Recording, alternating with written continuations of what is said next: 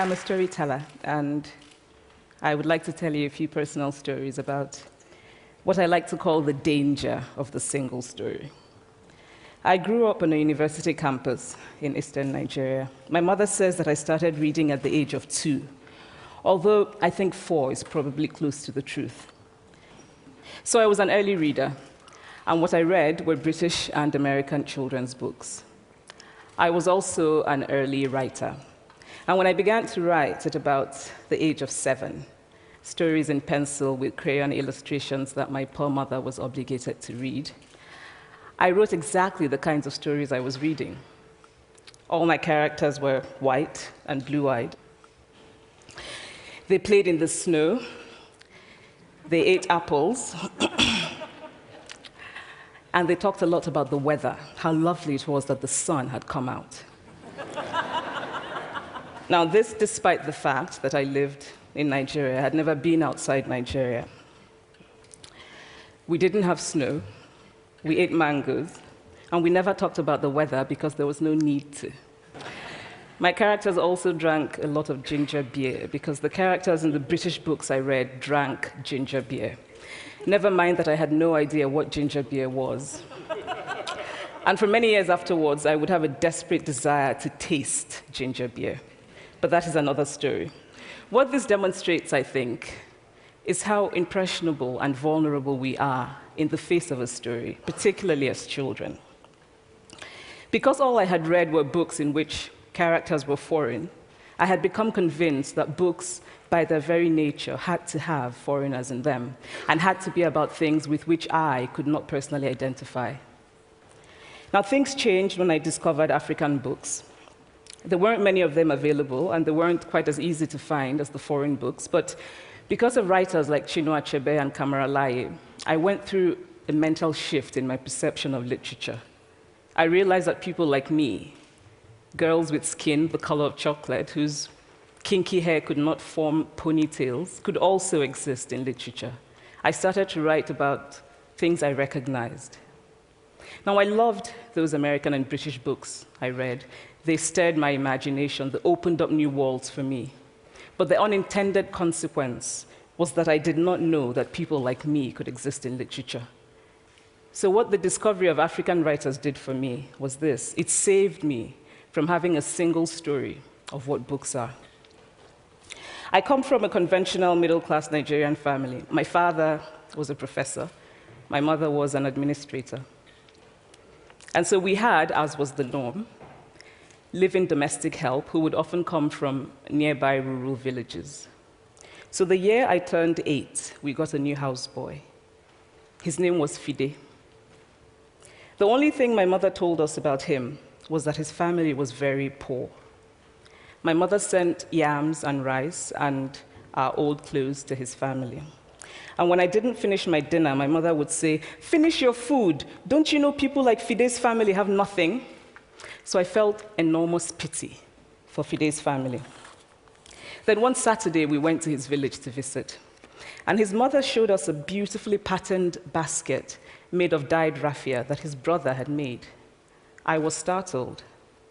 It had not occurred to me that anybody in his family could actually make something. All I had heard about them was how poor they were, so that it had become impossible for me to see them as anything else but poor. Their poverty was my single story of them. Years later, I thought about this when I left Nigeria to go to university in the United States. I was 19. My American roommate was shocked by me. She asked where I had learned to speak English so well and was confused when I said that Nigeria happened to have English as its official language. She asked if she could listen to what she called my tribal music, and was consequently very disappointed when I produced my tape of Mariah Carey. She assumed that I did not know how to use a stove. What struck me was this. She had felt sorry for me even before she saw me. Her default position toward me, as an African, was a kind of patronizing, well-meaning pity. My roommate had a single story of Africa, a single story of catastrophe. In this single story, there was no possibility of Africans being similar to her in any way, no possibility of feelings more complex than pity, no possibility of a connection as human equals. I must say that before I went to the US, I didn't consciously identify as African. But in the US, whenever Africa came up, people turned to me, never mind that I knew nothing about places like Namibia. But I did come to embrace this new identity, and in many ways, I think of myself now as African, although I still get quite irritable when Africa is referred to as a country, the most recent example being my otherwise wonderful flight from Lagos 2 days ago, in which there was an announcement on the Virgin flight about their charity walk in India, Africa, and other countries. So after I had spent some years in the US as an African, I began to understand my roommate's response to me. If I had not grown up in Nigeria, and if all I knew about Africa were from popular images, I too would think that Africa was a place of beautiful landscapes, beautiful animals, and incomprehensible people fighting senseless wars, dying of poverty and AIDS, unable to speak for themselves, and waiting to be saved by a kind white foreigner. I would see Africans in the same way that I, as a child, had seen Fide's family. This single story of Africa ultimately comes, I think, from Western literature. Now, here's a quote from the writing of a London merchant called John Locke, who sailed to West Africa in 1561 and kept a fascinating account of his voyage. After referring to the black Africans as beasts who have no houses, he writes, "They are also people without heads, having their mouths and eyes in their breasts." Now, I've laughed every time I've read this, and one must admire the imagination of John Locke. But what is important about his writing is that it represents the beginning of a tradition of telling African stories in the West, a tradition of sub-Saharan Africa as a place of negatives, of difference, of darkness, of people who, in the words of the wonderful poet Rudyard Kipling, are half devil, half child. And so I began to realize that my American roommate must have, throughout her life, seen and heard different versions of this single story.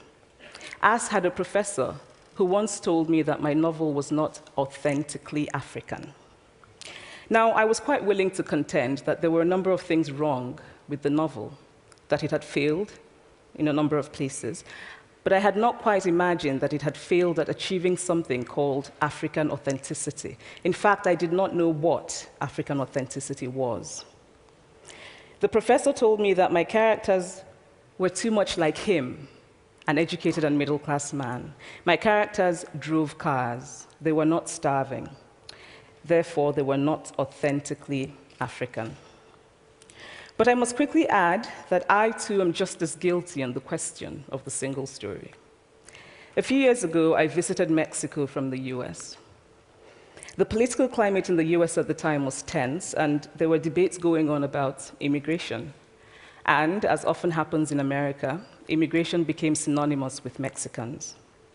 There were endless stories of Mexicans as people who were fleecing the healthcare system, sneaking across the border, being arrested at the border, that sort of thing.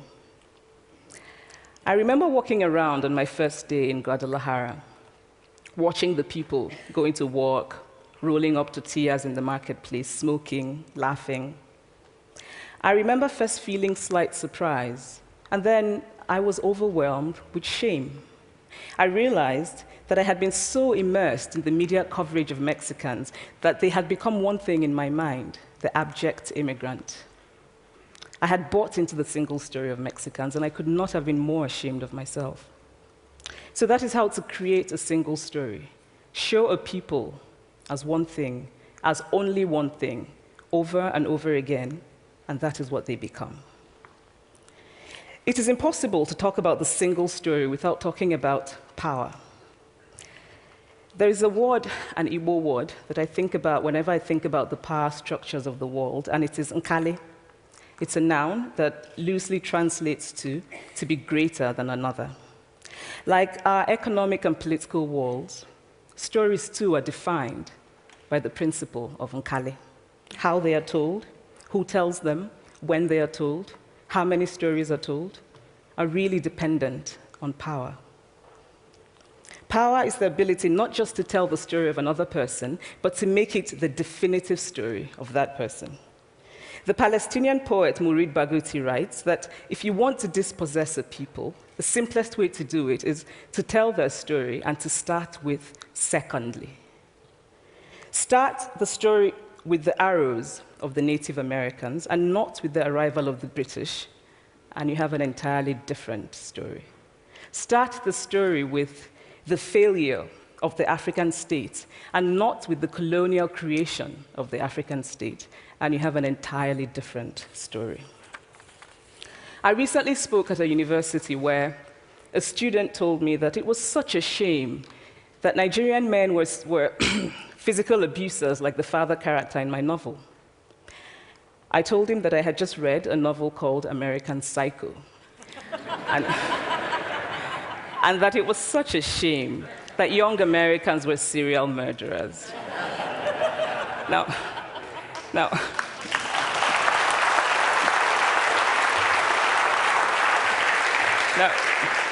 obviously, I said this in a fit of mild irritation, but it would never have occurred to me to think that just because I had read a novel in which a character was a serial killer, that he was somehow representative of all Americans. And now, this is not because I'm a better person than that student, but because of America's cultural and economic power, I had many stories of America. I had read Tylan, Updike, and Steinbeck, and Gateskill. I did not have a single story of America. When I learned some years ago that writers were expected to have had really unhappy childhoods to be successful, I began to think about how I could invent horrible things my parents had done to me. But the truth is that I had a very happy childhood, full of laughter and love, in a very close-knit family. But I also had grandfathers who died in refugee camps. My cousin, Polly, died because he could not get adequate health care. One of my closest friends, Okoloma, died in a plane crash because our fire trucks did not have water. I grew up under repressive military governments that devalued education so that sometimes my parents were not paid their salaries. And so as a child, I saw jam disappear from the breakfast table. Then margarine disappeared. Then bread became too expensive. Then milk became rationed. And most of all, a kind of normalized political fear invaded our lives. All of these stories make me who I am.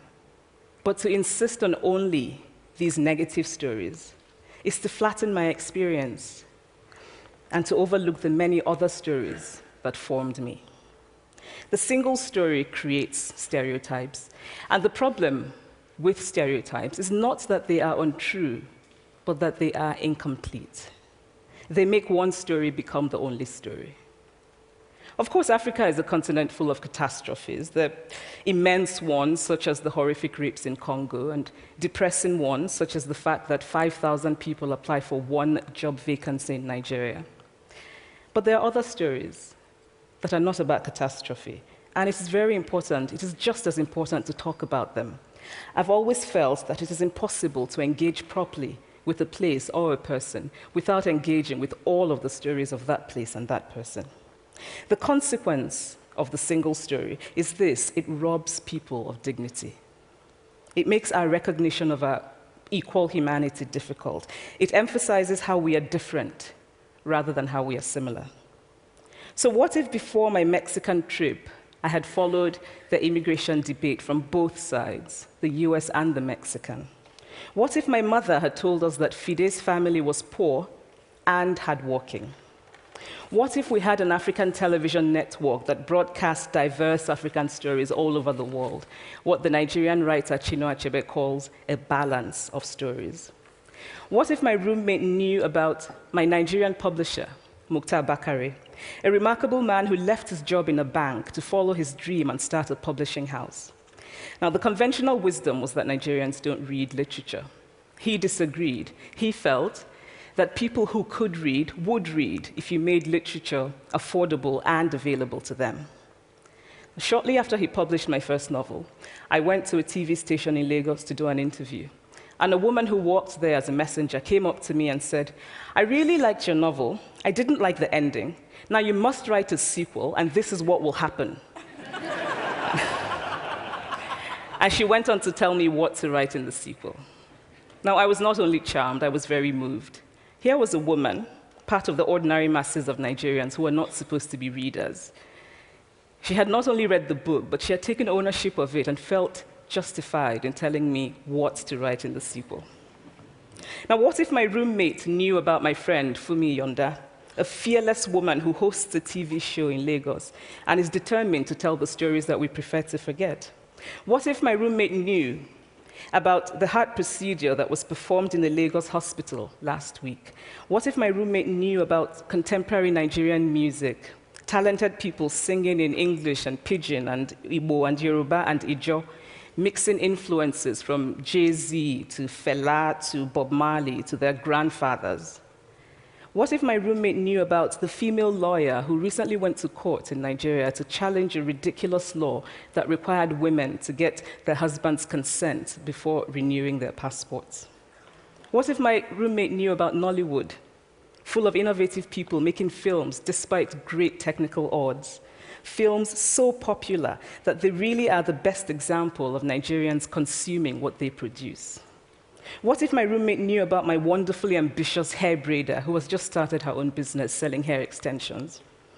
Or about the millions of other Nigerians who start businesses and sometimes fail, but continue to nurse ambition? Every time I am home, I am confronted with the usual sources of irritation for most Nigerians: our failed infrastructure, our failed government, but also by the incredible resilience of people who thrive despite the government rather than because of it. I teach writing workshops in Lagos every summer, and it is amazing to me how many people apply, how many people are eager to write, to tell stories. My Nigerian publisher and I have just started a nonprofit called Farafina Trust, and we have big dreams of building libraries and refurbishing libraries that already exist and providing books for state schools that don't have anything in their libraries, and also of organizing lots and lots of workshops on reading and writing for all the people who are eager to tell our many stories. Stories matter. Many stories matter. Stories have been used to dispossess and to malign, but stories can also be used to empower and to humanize. Stories can break the dignity of a people, but stories can also repair that broken dignity. The American writer Alice Walker wrote this about her southern relatives who had moved to the north, and she introduced them to a book about the southern life that they had left behind. They sat around reading the book themselves, listening to me read the book, and a kind of paradise was regained. I would like to end with this thought, that when we reject the single story, when we realize that there is never a single story about any place, we regain a kind of paradise. Thank you.